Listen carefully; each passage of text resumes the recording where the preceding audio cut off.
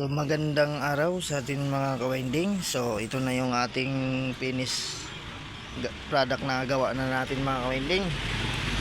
So yan, bali 7 piraso itong mga kawinding. So ito yung napalitan natin ng bago. Tapos ito ang rewind yung kanyang stator. So yan, nilagyan natin ng pangalan para makita ng may-ari.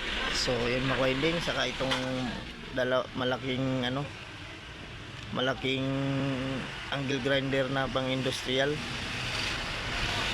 Ayan, all goods na lahat to mga kawinding.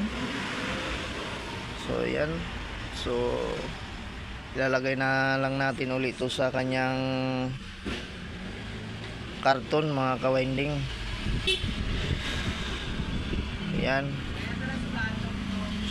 so ito may sira. Ito ang medyo natagalan tayo dito mga winding, saka dito kasi ito ay rewind. Ito rin palit ng K-chuck. So tatlong handle na Inco ang brand mga winding na Barina. Tapos yung chipping gun niya ay ito isa lang. Tapos pang industrial ay siyang handle din na Stanley, ibang brand naman. So yan.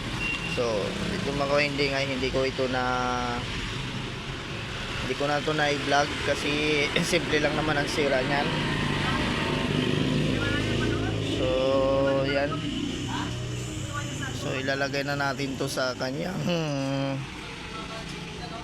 box mga kawinding. So ilagay lang natin ng ayos sa kanyang box, yung dating box nya. Yan, lagay natin dito. So ito yung pinagpalitan.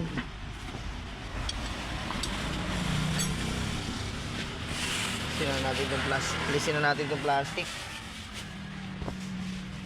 So lagay lang natin ang ayos ko.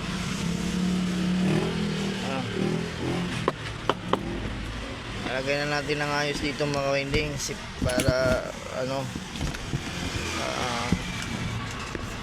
safety na natin to para dito. Ayan, okay. Tapos itong chipping gun. Ayan. Para matawagan na natin yung may-ari nito mga kawinding. So yan, tapos itali na lang natin to.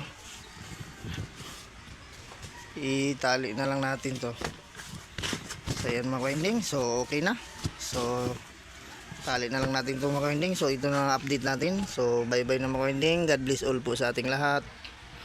So bye bye na po.